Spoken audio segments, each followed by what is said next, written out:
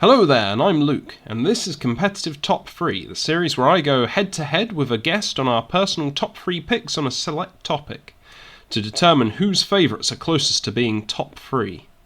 We'll also each give an honourable mention which we are not to be judged on. Today's theme is top 3 horror games, and joining me for this tribute to scares are my guests Ben. Hello there. And our judge Jack. Hello there. As a disclaimer, the footage shown of the games and discussion may contain references to some unsettling scenes, as most of the games are likely to be rated 18. There may also be spoilers, so viewer discretion is advised.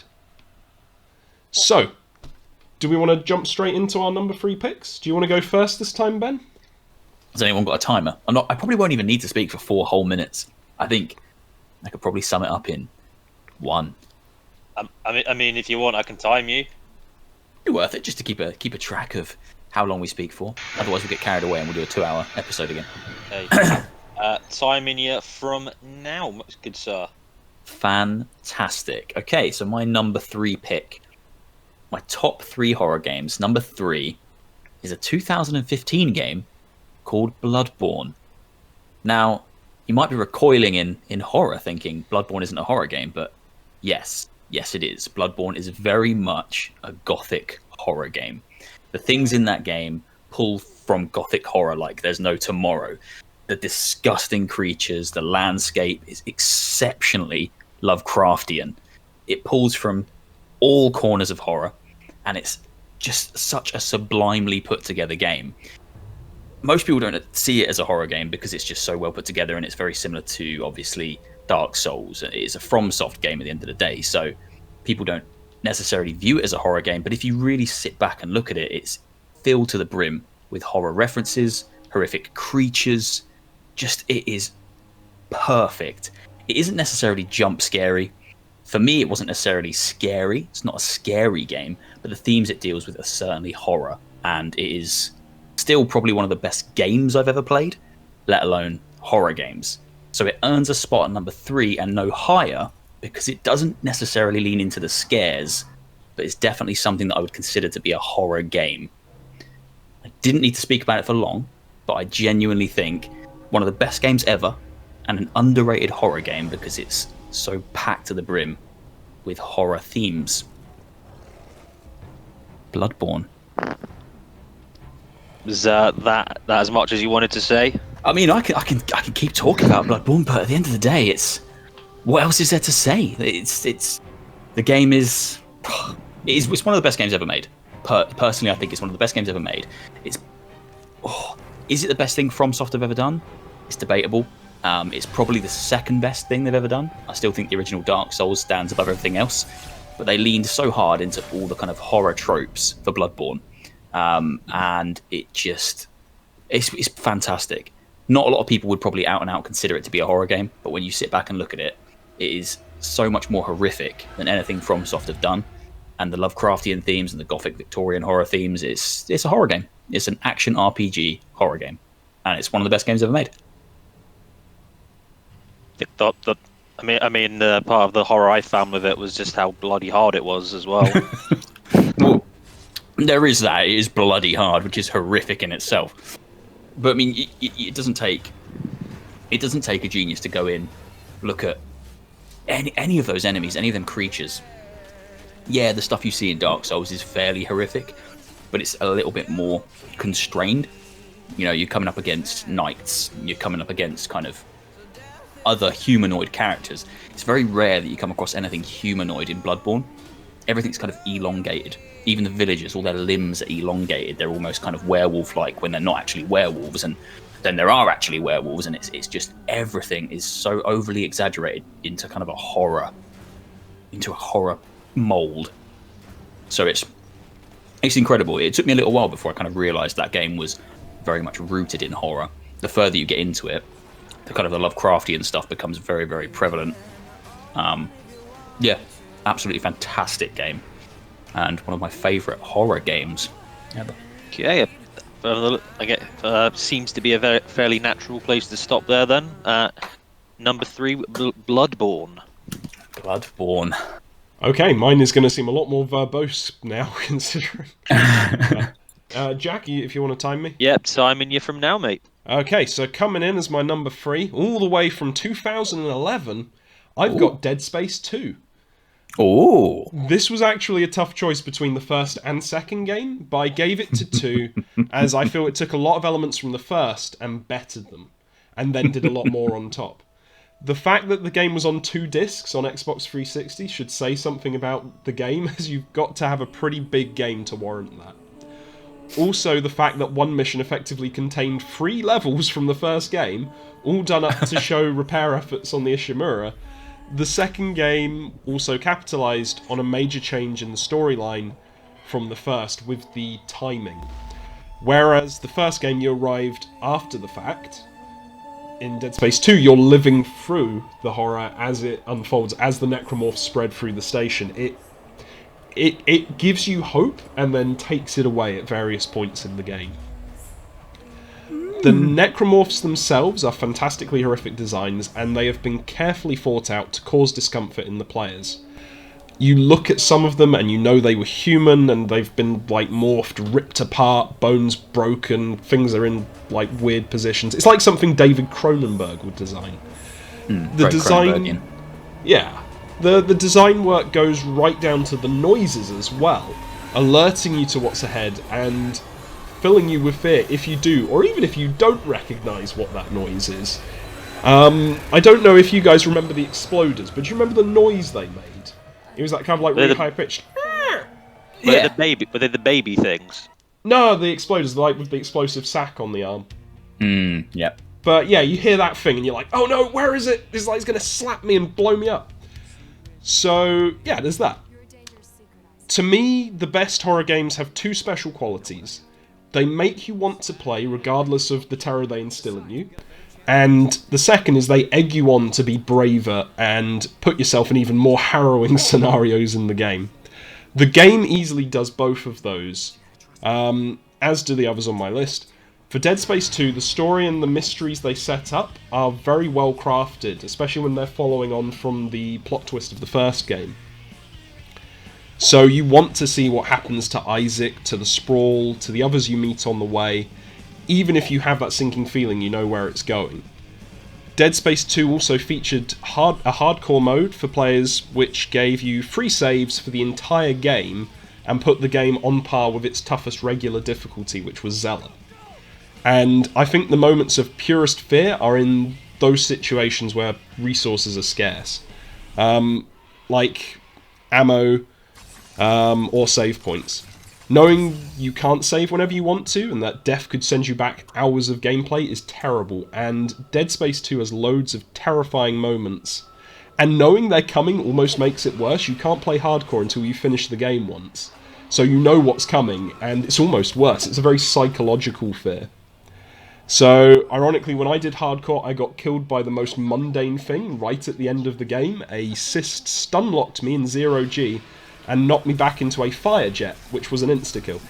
And I still remember the adrenaline rush I had because of how terrified I'd been going through the eye poke machine and the Ubermorph chase. And I had to walk away and attempt the final section later because it sent me back, I think, 2 hours because of that.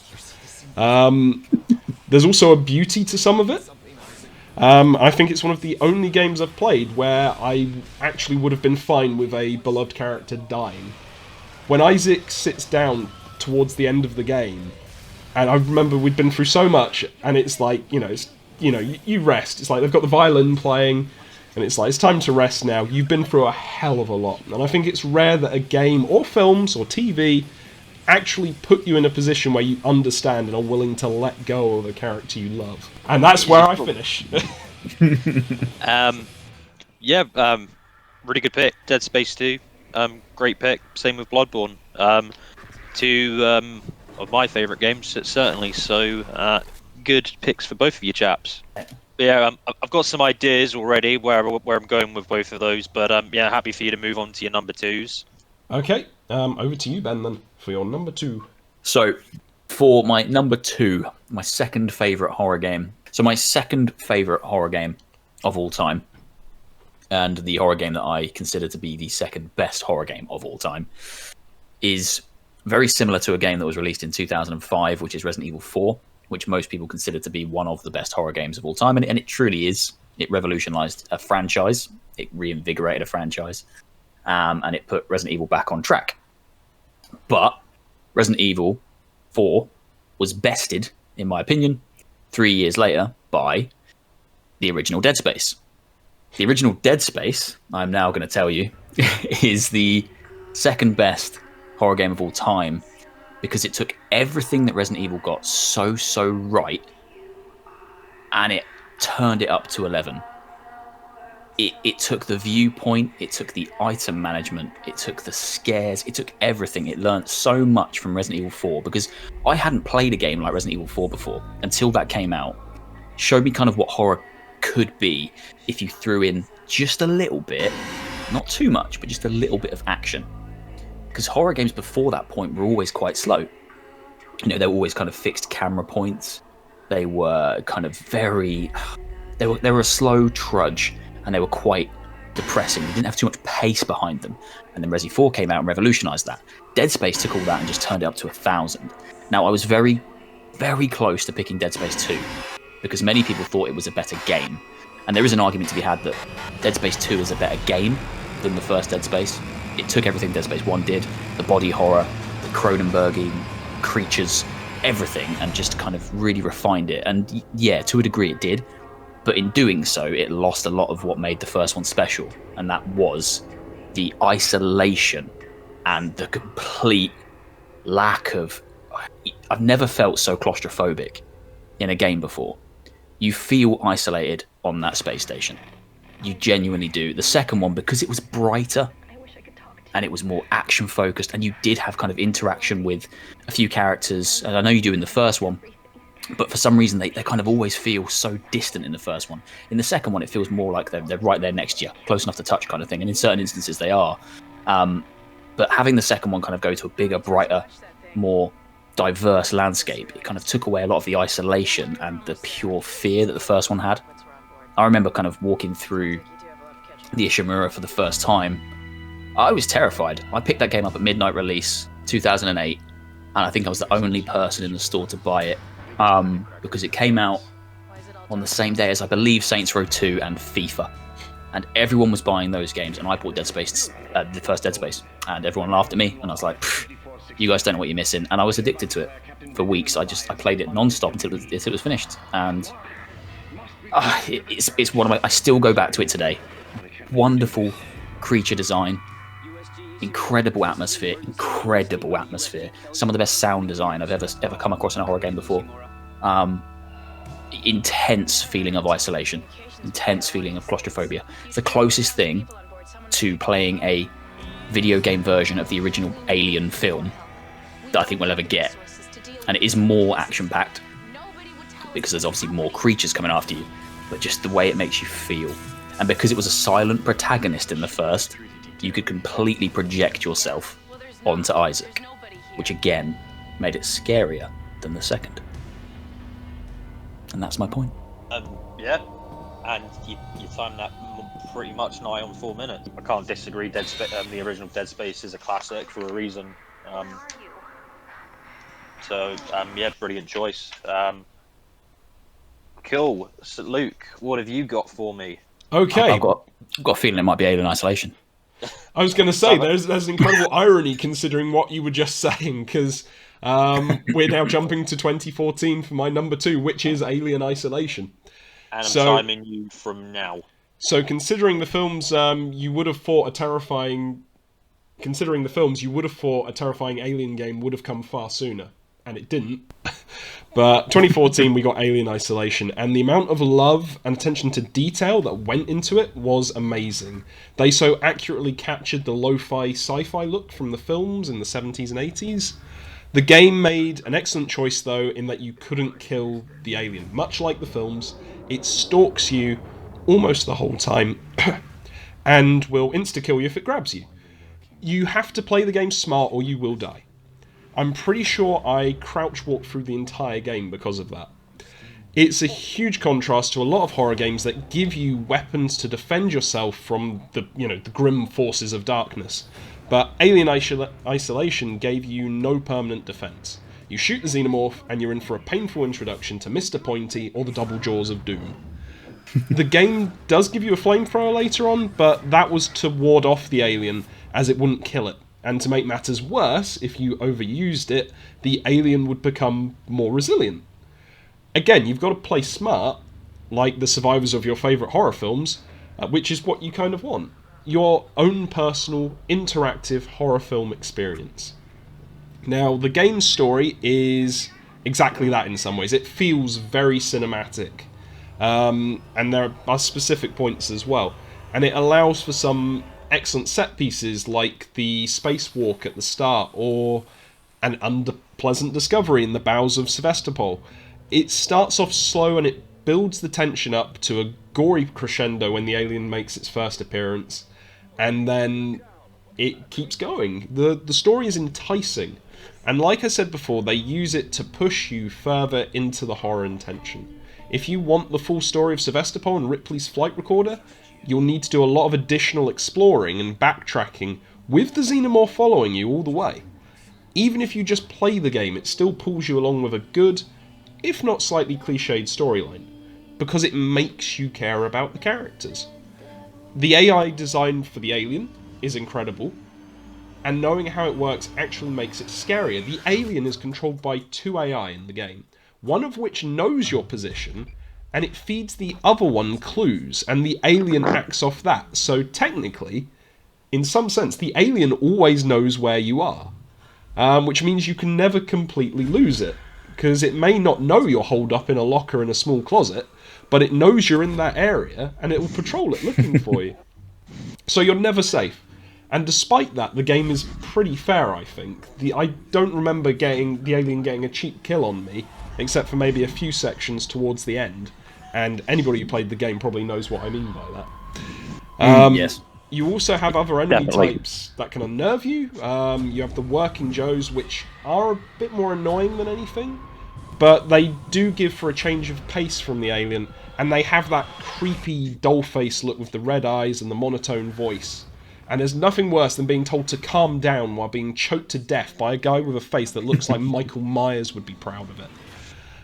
If the game doesn't seem scary to you, then they also give you the tools to make it much worse. You can set it up to listen through your microphone, so if you scream in real life or react, the alien hears it.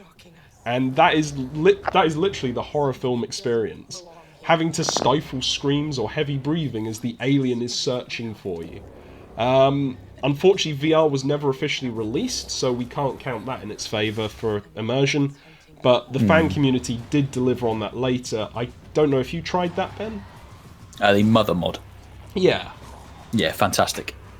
Yeah, so... Full-blown VR conversion. Absolutely stunning. So I'd like to say we can't count that in the game's favour because it wasn't official, but that does exist.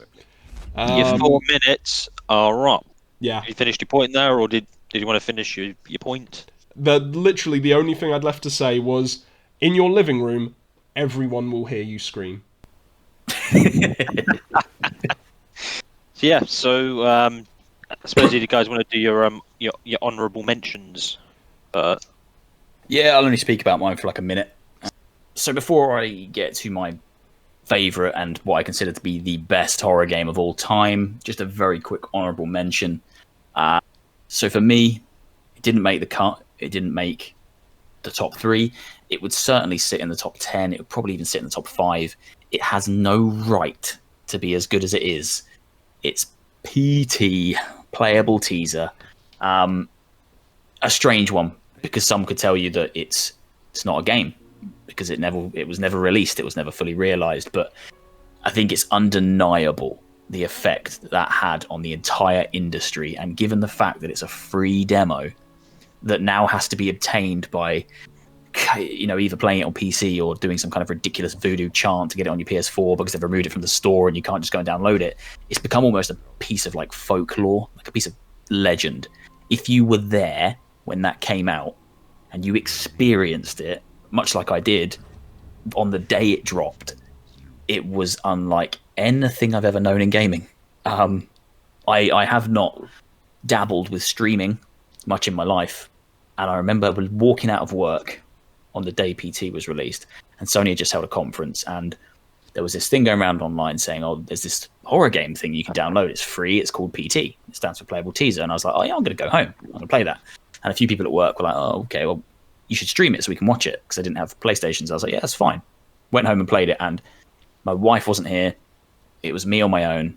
I put it on, and I had no fucking idea what I was getting myself into. It was terrifying. Playing that game for the first time, going in completely blind, I have never known anything like it. It does not hold your hand. It gives you no information.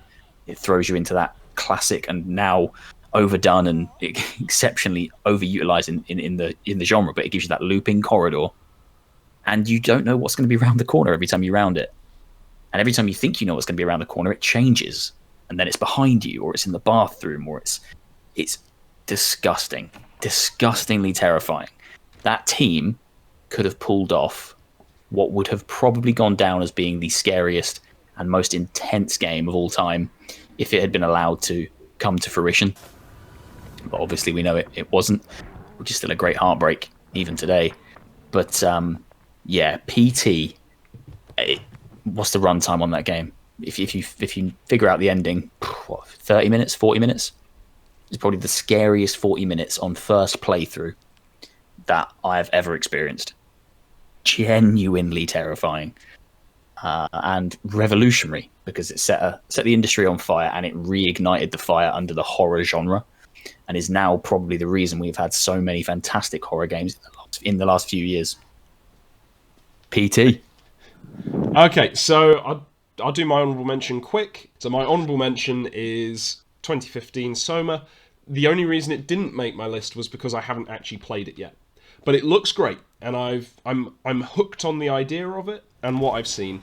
It's made by Frictional Games, who also made Amnesia and kind of popularised the whole invincible stalker element in games. Soma strikes me very much like if Bioshock, Dead Space, and Alien Isolation got thrown into a blender together and then came out as a delicious, although slightly murky-looking smoothie. That you've got the underwater sci-fi environment, you've got unkillable monsters, grotesque machine-human hybrids, which feel like a nod to a film like Virus, or to that episode of Doctor Who, The Girl in the Fireplace, where it's organic and machine being merged in perhaps unconventional ways.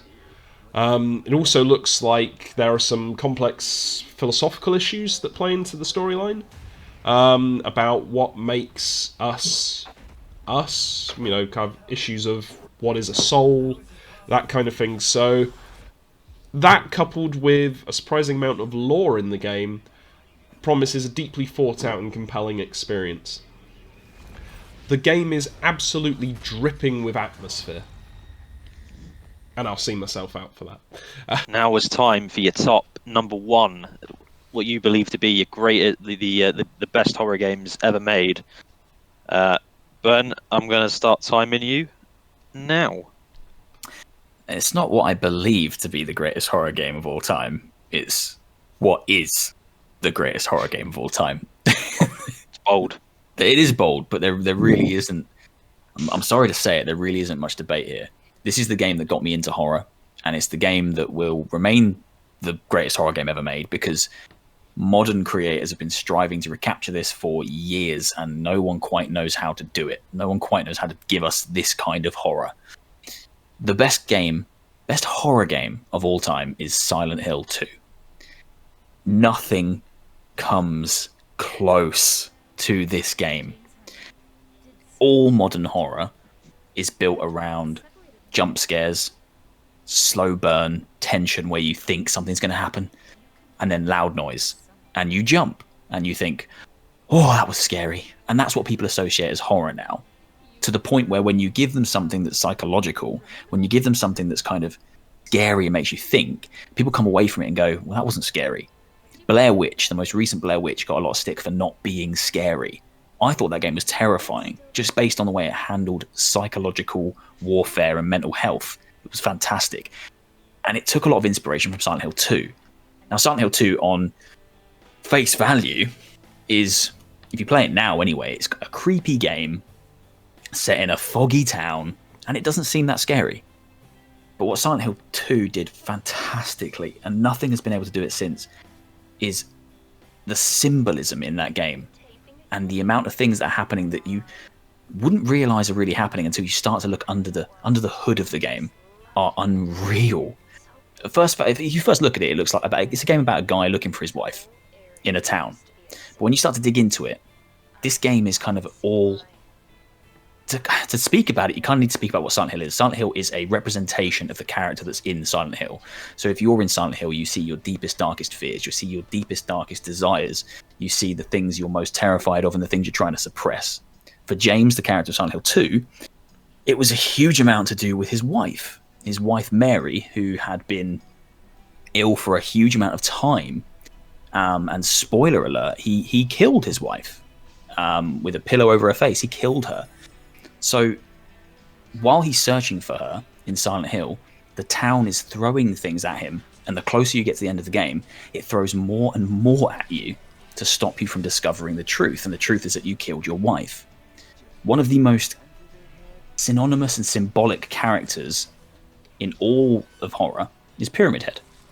And to the point where he now has appeared in Dead by Daylight, which is strange because he doesn't really belong there. It's cool, he's iconic, but he doesn't really belong there. He appeared in the film Silent Hill. He also didn't belong there. The reason he didn't belong there is because he's so attached to James. Because he's James's manifestation of an executioner who has come to punish him for what he did to his wife. He only should exist in Silent Hill 2.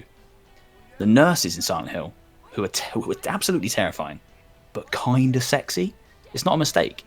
They're that way because of James's sexual frustration, because of his wife's illness, and he couldn't, she was always ill, in and out of hospital, so he's kind of manifested these sexy but terrifying nurses that haunt the wards of Silent Hill Hospital. That game is so jam-packed with mental and psychological terror. No one will ever come close to crafting anything quite as special as Silent Hill 2. You could read about it for months and keep finding new things.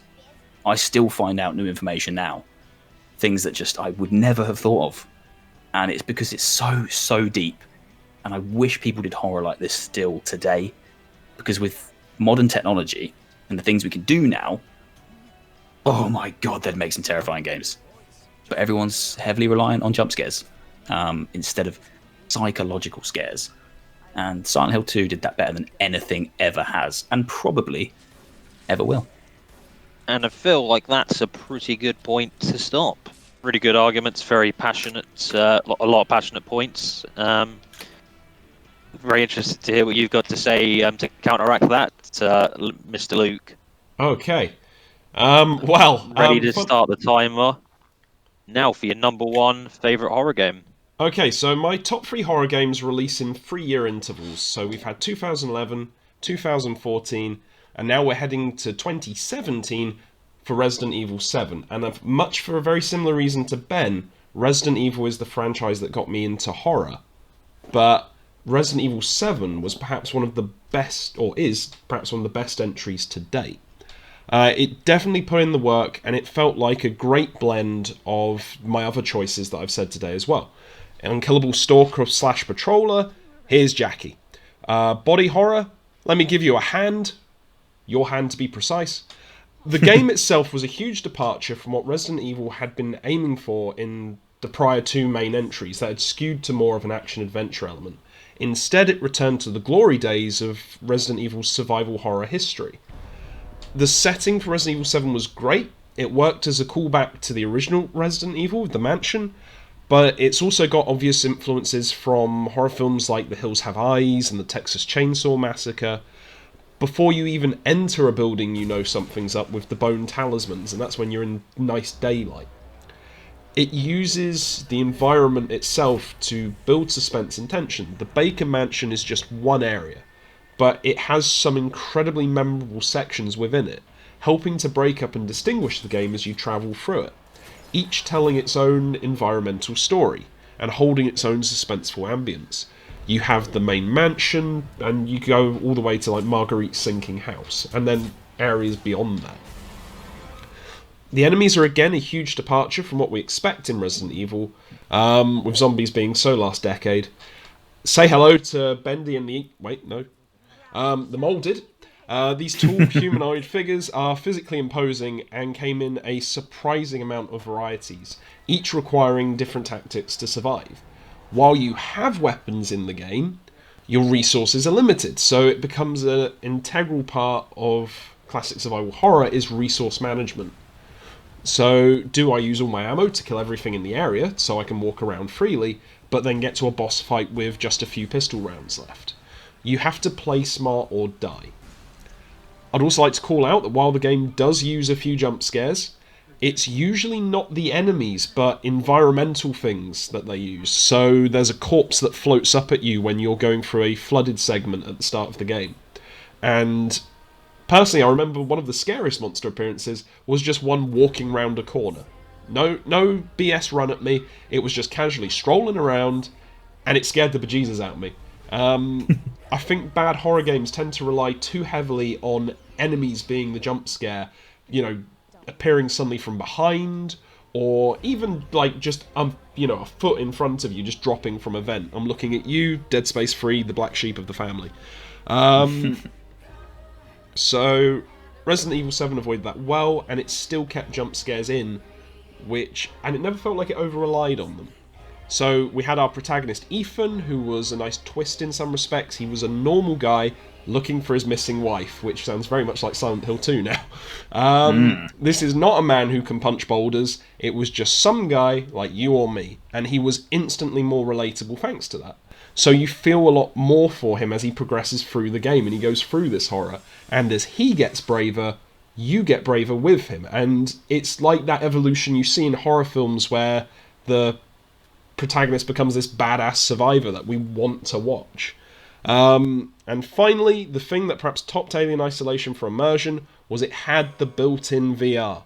So for a game that had such a detailed, grim look, to be thrust eyes first into that is terrifying and shows just how insane the level of detail is, as it is built as a first-person experience, and you are Ethan. So, granted, there may be some flaws, but I think making any game that complex VR compatible is a challenge, especially when it's clearly not just for VR. If it was just for VR, I think it would be perhaps an easier effect, you could tailor it more. But as it's for multiple platforms, that's a tough one. So, yeah, I think that's it for me. That is also just ever so slightly over 4 minutes. Again, you were very passionate there. And so before I go in and do my judging, couple of titles I'm surprised weren't mentioned, and won't spend too much time on this, but one maybe honourable mention for me, and I'm interested to get your opinion actually from the both of you whether or not you'd consider this a horror game. The Last of Us. I actually thought that was going to be Ben's number one. It's an action survival horror game. It is survival horror, but so much of it, the first and the second, so much of both of them is the horror of fighting other people who are inherently bad in a bad world. And for that, I don't think I could ever fully class it as a horror game. I thought about it a lot. Last of Us is almost like 6 parts Uncharted, 4 parts Dead Space. It spends a huge amount of its runtime where you're kind of running around and you're taking cover and you're fighting other people and you're having big gunfights, and it feels very Uncharted. And then you'll have 20 minutes of stealthily taking down clickers and bloaters and zombies and horrible things. And then you come straight back out and you'll do another hour or so of fighting people. And you're straight back to being Nathan Drake. So I think a lot of and there is still horror in that, but it's a more of a melodrama. It's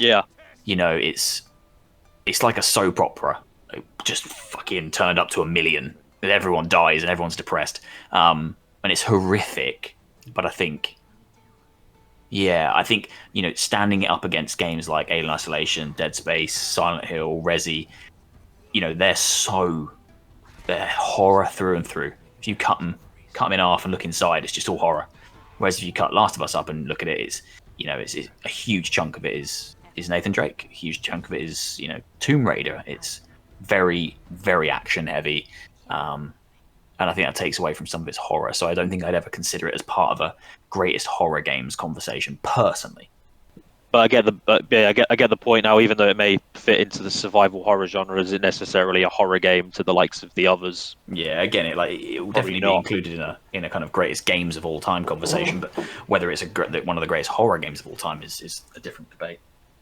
But onto the judging. So your number 3 picks. So from Benjo, we've got 2015's Bloodborne. And then from Luke, we've got 2011's Dead Space 2. Both probably in my top 10 favorite games of all time. Same. Yeah.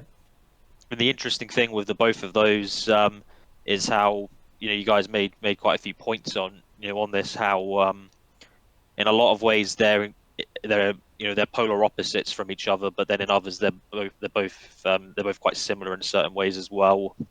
In terms of where the point goes here, then,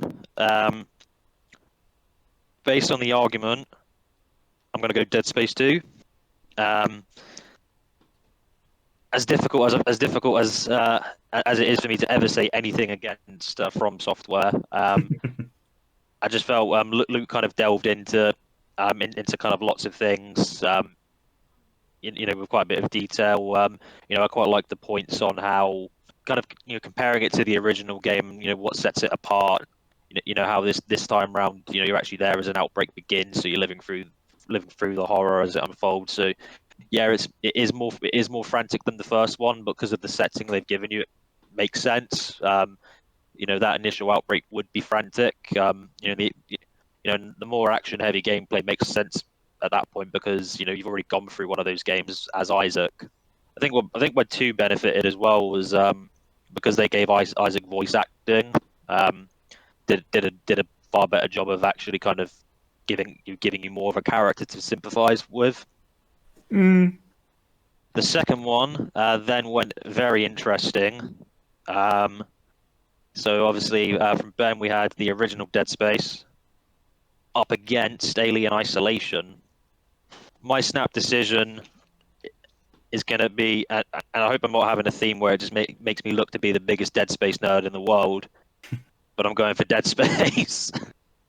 Incredible games. They are. There's a reason why they're so well revered. I was going to say, all my love for the Dead Space franchise, whatever missteps of 3, there's still plenty of love to have for that series. So yeah, I do not. As I said, I'm glad Ben picked Dead Space 1, because it was such a hard choice deciding what my number 3 spot was. So yeah. I have absolutely no qualms with Dead Space 1 being the top second pick. Yeah. I mean, the points I particularly liked really was, Ben kind of went into detail with his personal experience of the game at the time. I'm kind of talking about other games as well. So yeah, I mean, Resident Evil 4 was a very important game for blending action and horror. But then I liked everything about it. Putting everything up to 1,000. And kind of the points around the claustrophobia and the isolation. Mm-hmm. And then for your top ones, so we've got in many ways, as Ben argued, the game that kind of started it all really, Silent Hill 2. And then from Luke, one from only 2-3 years ago, Resident Evil 7. 3 years ago now, I think. 3 years, yes. Yeah. So this is maybe the trickiest one. But I think I'm going to go Silent Hill 2. You made the right choice. It's not just because of the legendary status of that game, which I'm full aware of, but in terms of kind of all the deeper meanings, the symbolism, the fact so many things around the game, have kind of gone, haven't really been discovered until even now. Because I know I get a lot of the time with horror games, you get people who kind of just look at it as, to make a good survival horror game, give people a gun, limited ammo, throw loud noises at a screen. Mm-hmm. Silent Hill 2 and everything Ben argued is kind of a perfect example of making something an awful lot deeper than that. And a lot of the time, it's that deeper stuff is the stuff that ends up kind of disturbing you even more. Yeah, the top 2 picks here, so Silent Hill and Resident Evil 7, they were really interesting to me because I'm a huge fan of Resident Evil 7, and I hold it in quite high regard. I think it's maybe not the best Resident Evil game, but I think it's up there. And it's strange to be able to say up there about a franchise, but that's just how many entries that series has had. But they're almost polar opposites. Silent Hill 2 and Resident Evil 7. Resident Evil 7 is the ultimate pulp B-movie horror game. As you said, it like pulls inspirations from everything. And it does. It's thrown everything into a cauldron, mixed it all up, fed it to the player, and just let's see what sticks. And pretty much all of it stuck. And it's perfectly paced, doesn't outstay its welcome. It's 5 hours long if you just kind of calmly go through it, maybe 6. But it's the polar opposite of Silent Hill. Silent Hill 2 is like the scares you don't see are the real scares. But yeah, so this week's winner is Ben. Yeah, boy. It is indeed. Silent Hill 2. They brought it home for me. I think it's fair to say that every game we've mentioned tonight, in some respect, would form like a top 10 list. Oh, I think so. They're all incredible horror games. No questions. This was definitely a fun one tonight because it was just there's like you said, they're just all good horror games. So yeah, I'd heartily recommend any of these. Fantastic. I have no qualms losing to Ben's list because I have a hell of a lot of respect for everything you've said tonight. Because you've pretty much said stuff that I wanted to say as well, so it's great. It's like my top 6 list. Yeah, no, top 6, yeah. I've had a lot of fun judging them and hearing your arguments. So the only criticism I can have is there was a distinct lack of love for Alan Wake, and we need a sequel for Alan Wake immediately. Alan Wake sits squarely at number 11 on my top 10. I'm afraid it's my honourable mention for top 11, top 10. Really good fun with this one. And yeah, congratulations to Ben, the winner. So Ben, as you're the winner, what is our next competitive top 3 theme? Next competitive top 3 theme is the top 3 sci-fi films ever made. Oh, damn. Okay. Top 3 sci-fi films. And you cannot use Lost in Space. I don't know. It's got. Oh, this is gonna be a fascinating one. I'm a huge sci-fi fan. Literally, I think this is almost cruel for the fact that I have to narrow it down to 3. Yeah, have fun with that. It's like it's gonna be a lot like this week. It's gonna be like I'm gonna be relying on you to say the stuff that I can't. So yeah, for anyone playing along at home, do you agree with our picks? Or do you have alternative suggestions? If you do, sound off in the comments below, and we'll call out what we think is the best viewer top 3 at the start of the next video. And until next time, friends, stay safe and stay happy. Bye. Bye-bye.